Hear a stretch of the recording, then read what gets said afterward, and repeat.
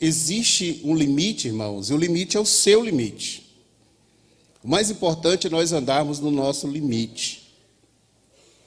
O carro que eu dirijo, ele tem um limite de velocidade de 220. Mas eu não ando de 220. Eu ando no limite que me dá segurança. E eu guardo forças para que, quando eu precisar de mais, eu possa arrancar com mais força para eu poder seguir uma viagem tranquila. Da mesma forma é a nossa vida.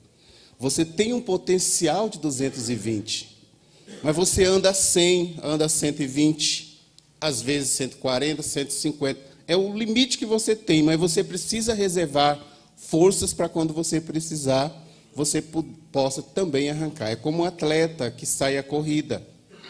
Ele sai correndo, no princípio, ele não dá muito de si no início. Ele vai caminhando, esquentando o corpo, né? Porque ele tem uma distância a ser percorrida. Então, ele vai naquela velocidade ali, e daí a pouco, do meio da corrida para frente, ele aumenta a sua potência. Significa que nos primeiros momentos ele vai guardando reserva de forças, até quando ele precisar de mais, e já nos últimos metros ele sai com mais arrancada, né? Uma arrancada maior ainda para chegar em primeiro lugar. Isso são limites que nós temos. E é assim que a vida funciona em qualquer espaço, em qualquer ambiente. A vida funciona de igual modo. Nós precisamos de reservar algumas forças. E quando nós queremos vencer alguma situação complexa, nós precisamos de coragem. Coragem é uma primeira atitude da qual precisamos quando nós estamos vivendo situações complexas. Uma coisa que eu quero dizer para vocês, meus irmãos, não subestime o simples. Porque o simples pode se tornar complexo se você subestimar. Entenda isso. Então nós precisamos de coragem. Precisamos de coragem. E coragem não tem a ver com situações arriscadas. Meus irmãos, se arriscar não é coragem. Se lançar no escuro não é coragem. Coragem é quando você planeja, quando você sabe onde pisa. Coragem é o momento que você precisa de tomar uma decisão corajosa, e você toma uma decisão corajosa, mas em cima de uma base, de uma racionalidade. Tem muita gente aí confundindo situações arriscadas com coragem. Isso não é coragem. Entendam isso. E ainda nós precisamos de forças para vencer situações complexas. Nós precisamos de uma força sobrenatural, uma força incomum que há em nós. Todos nós carregamos essa força em nós, irmãos. Essa energia que me impulsiona para a ação. Então, quando eu estou numa situação de perigo, de dificuldade, eu lanço mão das forças. E para que a gente precisa de forças? Para sobreviver. A nossa força também tem um limite, não é? Nós precisamos de fé. A gente também precisa de fé para vencer as situações complexas. E não é aquela fé religiosa, aquela fé sacrificial. Não. É a fé do dia a dia, meus irmãos. Nós amanhecemos hoje, nessa manhã tão linda de segunda-feira, um sol radiante, gostoso. Eu estava vindo agora para cá e observando que sol maravilhoso que amanheceu hoje. Nós vivemos aí um tempo de chuva. E aí o sol não brilhava como está brilhando agora. Nós estamos entrando em uma outra estação agora. E aí nós vamos ter um pouco de frio, né? A estação do frio. Mas o sol está ali todos os dias. Para quê, irmãos? Para abrilhantar o nosso dia. Para fazer o nosso dia mais saudável, para trazer as vitaminas que as plantas precisam, que o nosso corpo precisa, para manter aquecido a água, os oceanos. O sol tem a sua forma natural de nos servir. E nós precisamos dessa fé de que nós vamos viver o dia bem. Nós vamos ter fé de que amanhã será melhor.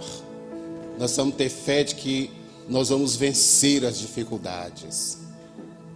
E eu quero falar com vocês hoje algo sobre Josué capítulo 1. Josué capítulo 1. Eu quero falar um pouquinho desses versículos aqui de 1 a 9, que é o comissionamento de Josué. Josué foi preparado aos pés de Moisés durante 40 anos no deserto.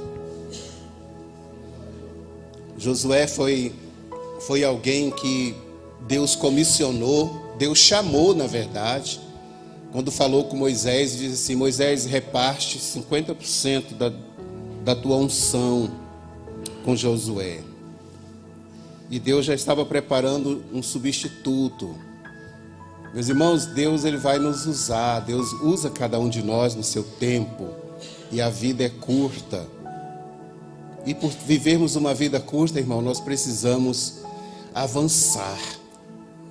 Nós precisamos apertar o pé um pouco no acelerador, para que a gente possa viver a nossa vida bem, não é? Eu sei que vocês, ainda muito jovens como vocês são, a maioria aqui absoluta são de jovem, outros são adultos, né? E a gente vê que o tempo vai passando para cada um de nós. Irmãos, há um tempo desse eu era jovem como vocês. Eu já estou caminhando da meio-dia para tarde, né? Já estou entrando numa outra fase da minha vida. Mas nós precisamos viver bem, aproveitar esse tempo. Josué capítulo 1. Josué capítulo 1, Deus está convocando Josué para uma missão. A missão que ele tinha com Moisés termina na beira do Jordão, quando Moisés morre, porque Deus disse para Moisés que ele não entraria na terra prometida, que ele só avistaria a terra. E Deus cumpriu essa promessa na vida de Moisés, e agora eles andaram, depois de 40 anos andando pelo deserto, toda aquela geração que saiu do Egito morreu, e agora está aqui uma nova geração. Então uma geração que está com Josué é uma geração jovem, de pelo menos aí 40 anos para baixo, entre 20 a 40 anos, que foram os soldados chamados para a guerra, talvez um pouco menos. Mas é o que estão com Josué naquele momento na beira do Rio Jordão. Eles estão ali a ponto de atravessar o Jordão, e a liderança deles então morre, e Deus começa a comissionar. Aqui não é o chamado, irmãos, aqui é o comissionamento. Porque tem o tempo do chamado, quando Deus fala conosco, dizendo: eu tenho uma obra para a tua vida. Deus está falando conosco. É o tempo do chamado. E depois nós entramos no tempo do preparo. Depois do chamado tem o preparo. E o preparo leva um tempo de aprendizagem, de observação, sempre mentoreado por alguém. É importante dizer isso. Nós precisamos de mentores. O nosso mentor, irmãos, pode ser o pai, pode ser um amigo, pode ser alguém influente, um tio, um avô. Alguém vai nos mentorear, alguém vai nos ensinar, alguém vai pegar na nossa mão, alguém vai nos abraçar, colocar a mão no nosso ombro, alguém vai manejar alguma coisa conosco para nos ensinar. Esse é o tempo do preparo. Tem muita gente afoita que não valoriza esse tempo do preparo. Esse tempo do preparo é mais importante do que o tempo do chamado. E o tempo do preparo é mais importante do que o tempo da ação, do que o tempo de ir para o campo. Porque quando você vai ao campo, você vai debaixo de uma estrutura, de uma base de preparo que você teve entre o chamado e o comissionamento. Então que nós nos preparemos. Vocês estão aqui sendo preparados, amém? Todos vocês estão sendo preparados aqui. Entende? Isso aqui é preparo, gente. Mas isso aqui não é preparo para voltar para a mesmice. Isso aqui não é preparo para voltar e fazer tudo de novo e cometer os mesmos erros. Não, senão não precisa de preparo. Ninguém precisa se preparar para cometer os mesmos erros. Não, nós somos preparados para viver o novo. Deus nos prepara para o novo. Jesus teve o tempo do chamado, quando o tempo do chamado de Jesus na glória, Deus enviou Jesus. E Jesus teve um tempo de preparo, foram 30 anos de preparo. Jesus começa seu ministério com 30 anos. E Jesus obedece todo um princípio regido pelas profecias. Ele é batizado no Rio Jordão por João Batista.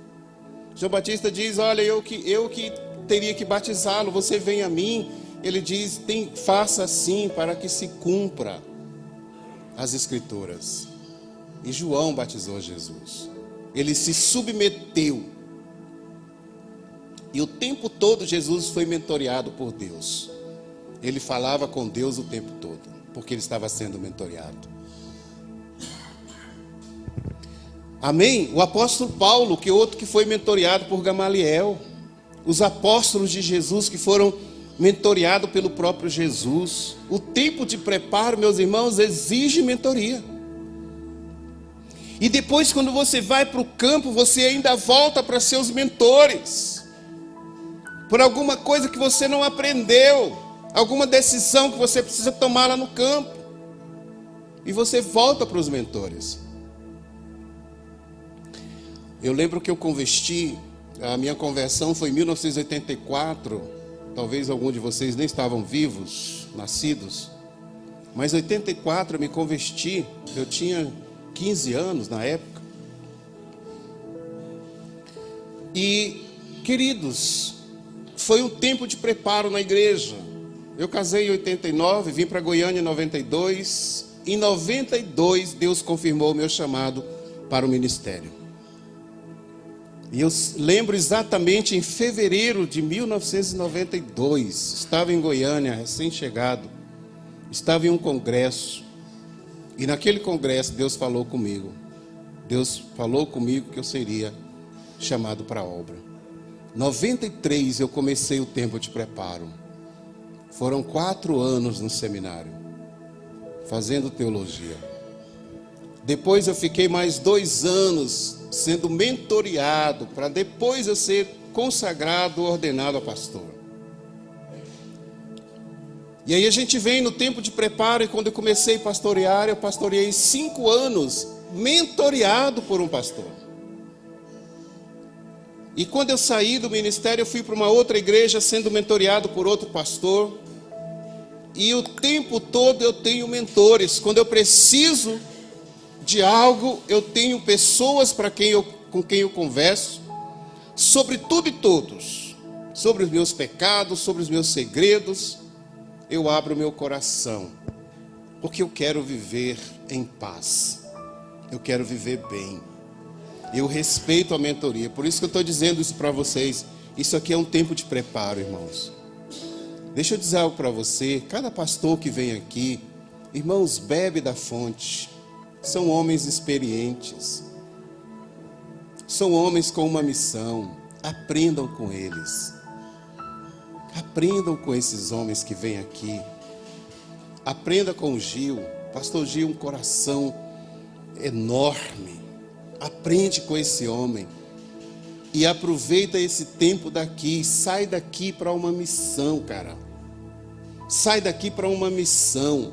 Resolva seus pecados, resolva suas demandas, pague pelas coisas que você deve, peça perdão, se reconcilie com a família, peça perdão, seja humilde, ande com pessoas humildes que te ajudem a crescer, ande com pessoas sábias, ande com pessoas que sejam mais inteligentes que você, ande com pessoas assim.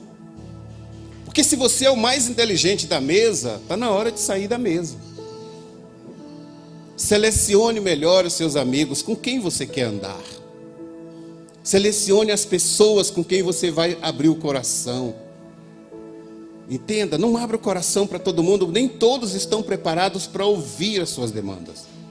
Procura alguém da sua confiança. Alguém que seja conselheiro, amigo, companheiro. Mas seja mentoreado de alguma forma. Não acha que você não precisa das pessoas. Não acha que você é o cara que é autossuficiente, autônomo. Ninguém é assim. Nós não somos ilhas. Nós precisamos uns dos outros. A pessoa te fala as coisas, um amigo está conversando com você, ele te fala algo, talvez você não goste do tom de voz dele, mas ele está dizendo a verdade. Acolha com humildade. Seja humilde. Seja humilde. Aprenda a ouvir. Aprenda a ouvir. Seja manso. Seja cordial. Seja cavalheiro. Seja amigo. Dê presentes. Conquiste amizade. Você não é a última coca do deserto. Não, ninguém é. Nós precisamos uns dos outros. Sabe de uma coisa? Se você ler o Novo Testamento, você vai ver tantos versículos no Novo Testamento que Jesus nos manda na direção do outro. As cartas de Paulo nos mandam ir na direção do outro. Amem uns aos outros, suportem uns aos outros, apoiem uns aos outros. Ande uns com os outros, ajude uns aos outros. Você vai ver isso na Bíblia o tempo todo. E é disso que nós precisamos. Nós precisamos uns dos outros. Não pensa, irmãos, que nós somos, que você é melhor do que alguém. Não é. Ninguém é melhor do que você e você não é melhor do que ninguém. Nós somos iguais. A diferença de mim para você é que o meu pecado é diferente do seu. Só isso. Uma vez eu estava em um espaço e alguém estava falando muito de outra pessoa. E aquela mulher falava: não, se fulano chegar no ambiente, eu saio. Eu não acredito que fulano fez isso, isso e aquilo. Eu disse para essa pessoa: olha, aquela pessoa é tão humana quanto você e eu. A diferença é que o pecado dele é diferente do nosso. A Bíblia diz que não há um justo, mas nós precisamos andar na direção da justiça. Amém, gente? Nós precisamos ter juízo. Ter juízo. Não? Então Josué está aqui no momento do comissionamento. Deus está dando uma tarefa para Josué e nós vamos ver essa tarefa.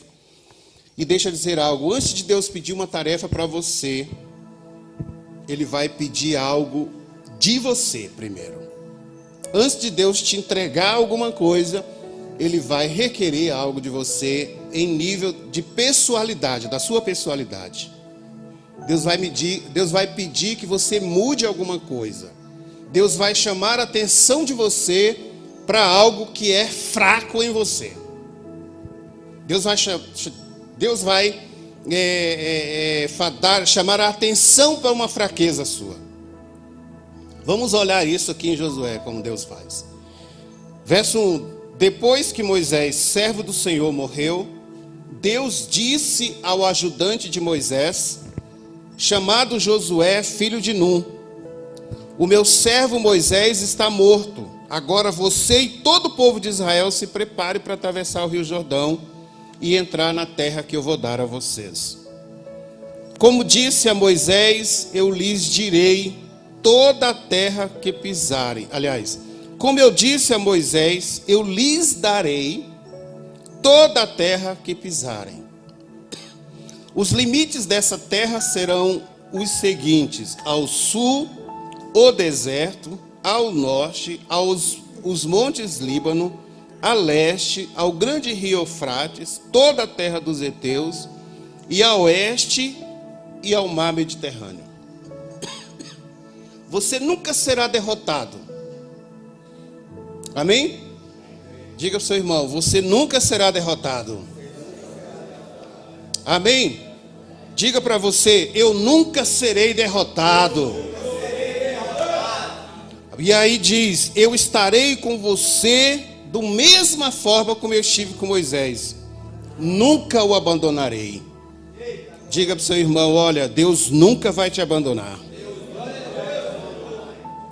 Seja forte e corajoso, porque você vai comandar este povo, e quando eles tomarem posse da terra que prometia aos antepassados deles, seja forte e muito corajoso. Tome cuidado e viva de acordo com a lei que o meu servo Moisés lhe deu. Não se desvie dela em nada, e você terá sucesso em qualquer lugar para onde for. Fale sempre do que está escrito na lei. Estude este livro dia e noite. Se esforce para viver de acordo com tudo que está escrito nele. E se fizer isso, tudo lhe correrá bem e você terá sucesso. Lembra da minha ordem. Seja forte e corajoso. Não fique desanimado. Não tenha medo, porque eu sou o Senhor, seu Deus. Eu estarei com você em qualquer lugar por onde você for. Diga comigo: seja forte, corajoso, não fique desanimado, nem com medo, porque eu sou o Senhor, seu Deus. Estarei com você em qualquer lugar para onde você for. Amém? Veja que o chamado de Deus para Josué, irmãos, é um chamado interessante, desafiador. Algumas pessoas dizem que Moisés era um guerreiro, que Josué era um guerreiro. Eu não vejo essa capa de guerreiro sobre ele. Eu não vejo isso. Eu não vejo Josué como um soldado, embora ele tenha exercido um papel de general. Mas eu não vejo essa característica nele. Deus doutou essa característica nele. O que acontece? Josué, então, para mim, Josué é um sacerdote. Porque se Deus te chama para a batalha, meus irmãos, é Ele que vai vencer a batalha. Se você vai buscar água para mim? Se for, não traz gelada não, tá? Obrigado. É Deus que vence as batalhas. Deus só nos usa para vencer a batalha. Deus vai nos colocar no lugar estratégico para vencer a batalha. Entenda isso. Porque a vitória de Jericó, que foi a primeira vitória, a primeira cidade que estava à frente, porque Jericó é uma espécie de algo que tapa a visão. O primeiro desafio que nós temos da vida, meus irmãos, é tirar as vendas dos olhos. É tirar da nossa frente aquilo que nos atrapalha de enxergar o horizonte. Nós precisamos tirar de nós aquilo que atrapalha de nós enxergarmos o nosso destino. Tem algo que está impedindo de enxergarmos os nossos destinos. E pode ser Jericó. Então a primeira batalha que Josué enfrenta é a batalha de Jericó. Meus irmãos, mas a maneira como eles vencem Jericó é insana. Um general prepararia o seu exército, treinaria, prepararia carros, algo que derrubasse os muros, porque os muros eram muito fortes. E aí nós observamos que a maneira como ele vence Jericó é uma maneira muito insana, muito contraditória, anormal, sobrenatural. Obrigado. É a maneira como ele vence. E aí nós ficamos observando isso, gente. Deus manda rodear 7 vezes aquele exército de homens armados, trombetas, arca, todo mundo. E eles rodeiam 7 vezes. Nas 7 vezes gritam. Toquem as trombetas e gritem. E assim foi. Meus irmãos, essa é uma maneira insana de guerrear. Um general não confiaria nesse tipo de estratégia. mas Josué está obediente. Quando Deus te chamar, seja obediente. Sabe qual é a maior dificuldade da nossa vida, meus irmãos? Para que Deus possa cumprir o propósito, sabe qual é a maior dificuldade de Deus cumprir o propósito dele na nossa vida? É a desobediência. Meus irmãos, quando nós somos obedientes ao que Deus determina, quando nós somos obedientes às leis, ao sistema, quando nós obedecemos por uma garantia social e de preservação, isso funciona, isso dá certo. Quando nós obedecemos aos nossos pais, isso dá certo. Porque a Bíblia diz que nós devemos obedecer, honrar os pais. É grato, isso é bom. Então vejamos. E depois Deus dá os limites. Quando Deus chama, Deus dá os limites. Deus mostra para você o que de verdade Ele quer fazer. Quando Deus nos chama, Ele mostra o que Ele quer fazer. Deus não nos chama no vácuo, não nos coloca no vácuo. Ele vai mostrando passo a passo as conquistas, como vai ser, por onde, o que você vai fazer. É o que Ele está dando a Josué aqui. E o primeiro desafio deles foi atravessar o Jordão. E assim como Ele abriu o Mar Vermelho, Ele também abriu o Jordão. Deus vai abrir caminhos, né? Igual aquela música, diz que Deus vai na frente abrindo os caminhos, né? Espinhos, ordena aos anjos, Ele abre as portas para ninguém mais fechar, Ele trabalha para que nele confia, minha contigo, erga suas mãos, sua bênção chegou, comece a cantar com muito louvor, amém? Então Deus vai na frente. Deus vai na frente. E aí Deus começa a falar, dá os limites para ele. Ele diz, você nunca será derrotado, porque Deus está com você. Se Deus te chama, Ele vai permanecer contigo. Diga, se Deus me chamou, Ele vai permanecer comigo.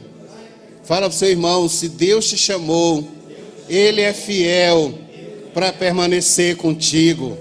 Diga assim, Deus nunca vai te abandonar. Amém? Seja forte e corajoso. Irmãos, não é para fracos. Deixa eu dizer algo para você. Deus não lida com homens fracos. E fraqueza aqui, meus irmãos, não é um sinônimo de que a pessoa não tem valor. Ela tem valor, ela só precisa se libertar dessa fraqueza, dessa falta de visão, dessa desobediência. Deus lida com homens fortes.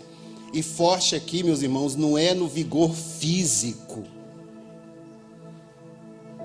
O que leva, meus irmãos, um caminhoneiro dirigindo um caminhão forte como de um motor robusto, parar diante de um policial magrinho que pede para ele parar? O que faz ele parar?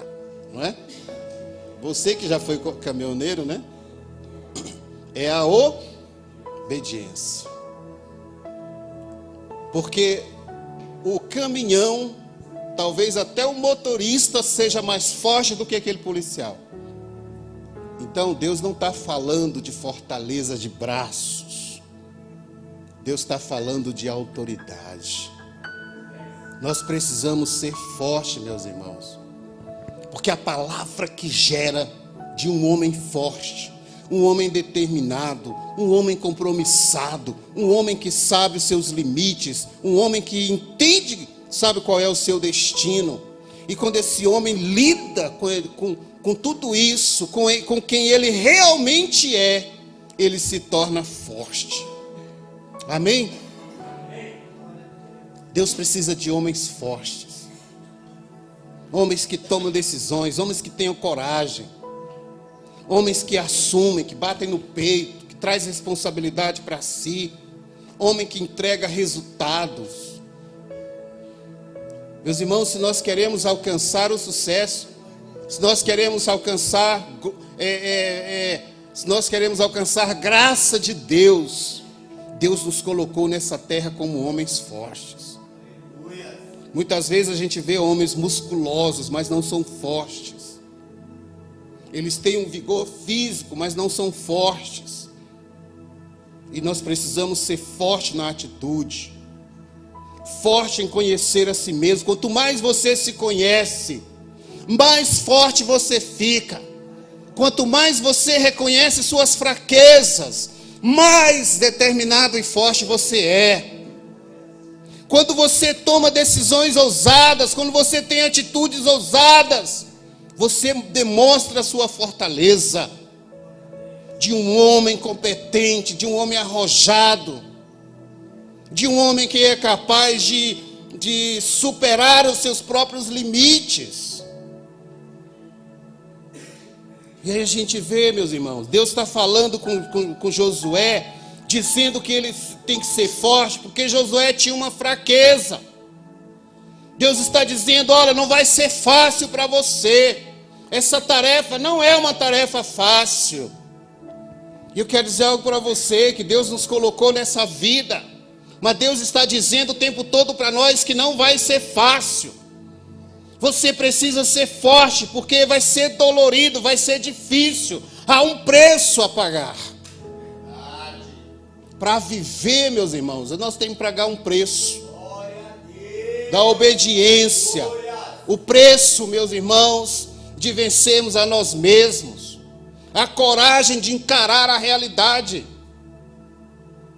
E nós não podemos mudá-la.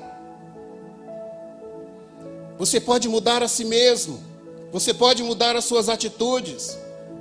Você pode buscar essa energia que está aí, de fortaleza dentro de você, de coragem que ainda está aí, para que você possa vencer o dia a dia. Todos os dias, meus irmãos, é uma vitória, porque a vitória de ontem já não existe mais. Quem comemorou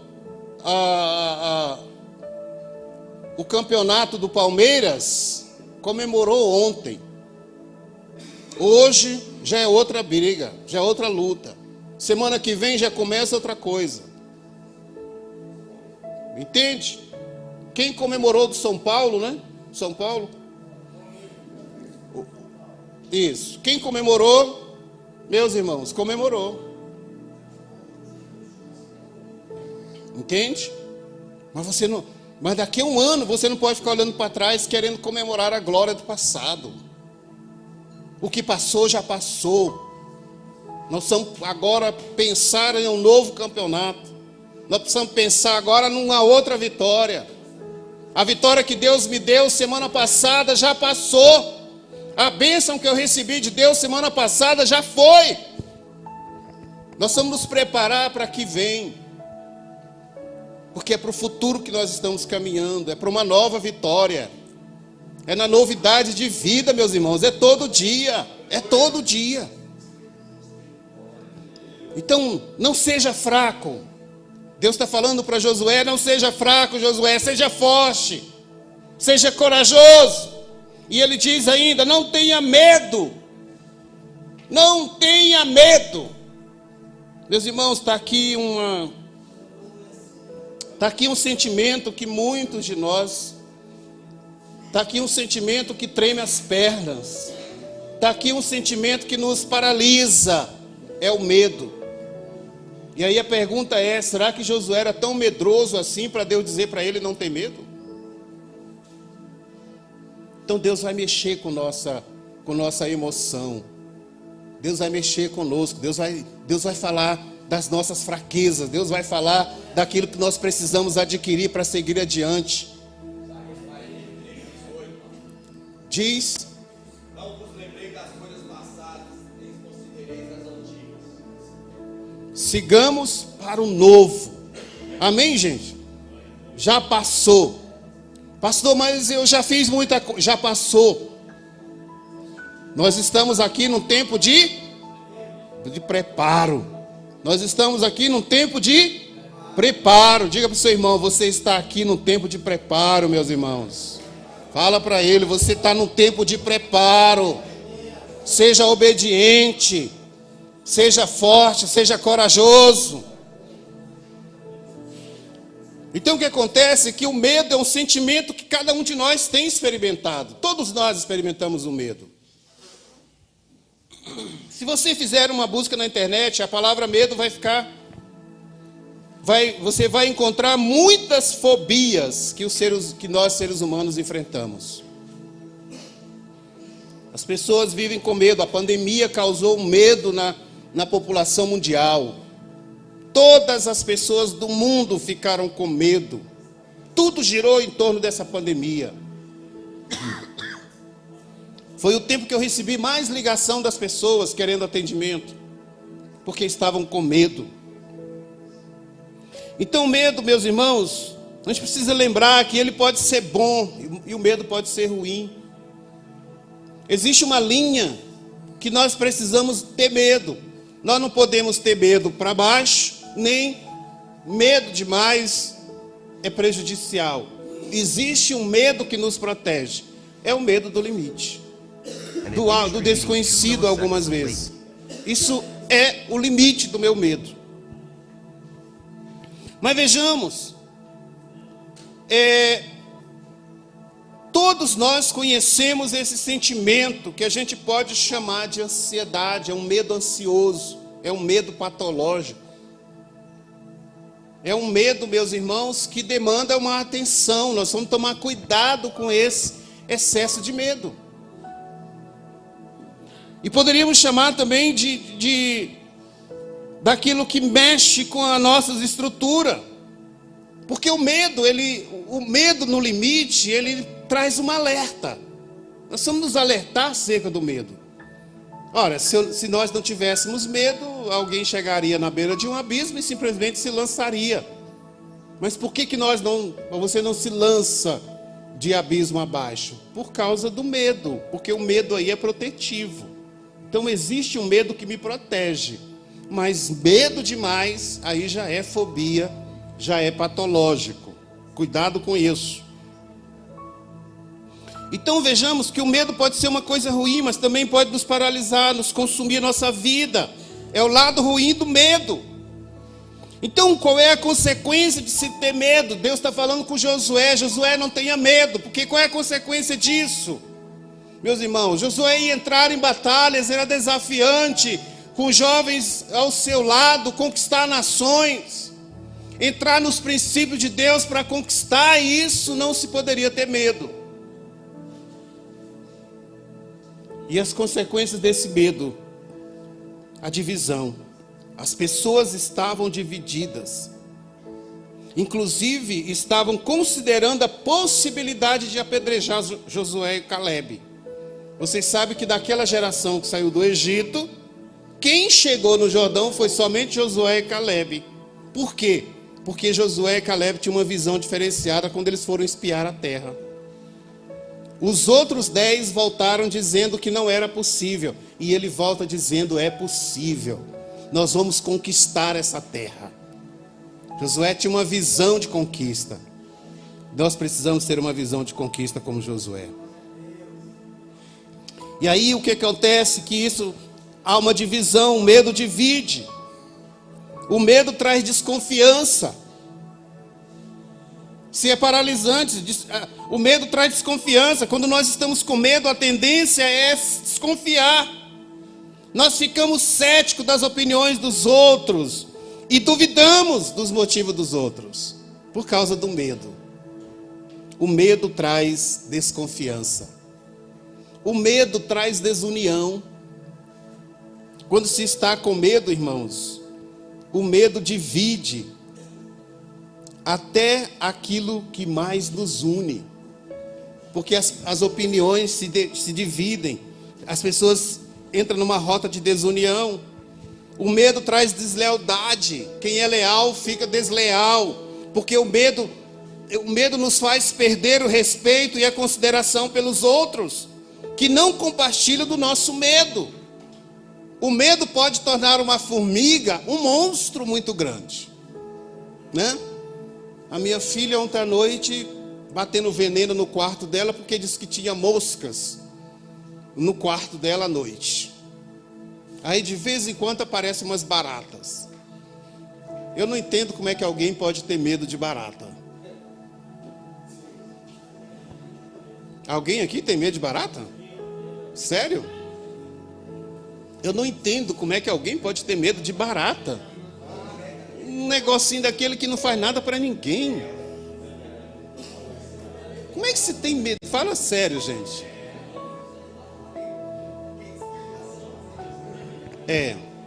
Mas a gente respeita o medo. Então o medo faz isso.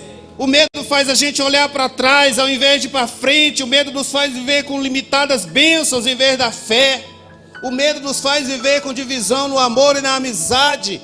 O medo faz a gente olhar para trás. O medo nos divide. O medo nos impede de cumprir o nosso propósito. E é aí que nós nos tornamos fracos. Sabe quando a gente se torna fraco? É quando você não consegue encarar o seu próprio medo. Quando você não consegue encarar os seus próprios medos, aí você entrou numa rota de fraqueza. E isso pode ser, meus irmãos, um fator de complicação. Não querer encarar o próprio medo. Não devemos deixar que o medo esteja entre nós e os propósitos de Deus.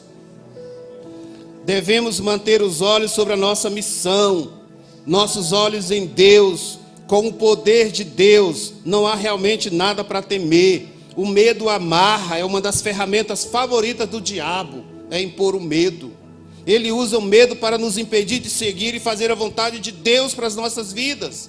Amado, Deus não é o Deus do medo. Satanás é o autor do medo. E aí Deus fala com Moisés e diz assim, aliás, com Josué, Moisés está atrapalhando aqui hoje, né? Deus fala com Josué dizendo, Josué, tenha disposição. No versículo 2 ele diz, tenha disposição. É preciso reagir, enfrentar o medo. O Jordão é descida, não é fácil, mas é preciso confrontar o medo. Meus irmãos, se nós temos que tomar as decisões que precisamos tomar, nós não podemos ter medo. E muitas vezes a falta da decisão traz consequências para a nossa vida. Nós colhemos, nós estamos vivendo agora, a nossa vida agora é fruto das decisões. Cuidado com as decisões. Deixa eu dizer algo para você, não promete nada quando você estiver alegre. Se você estiver muito alegre na vida, não promete nada.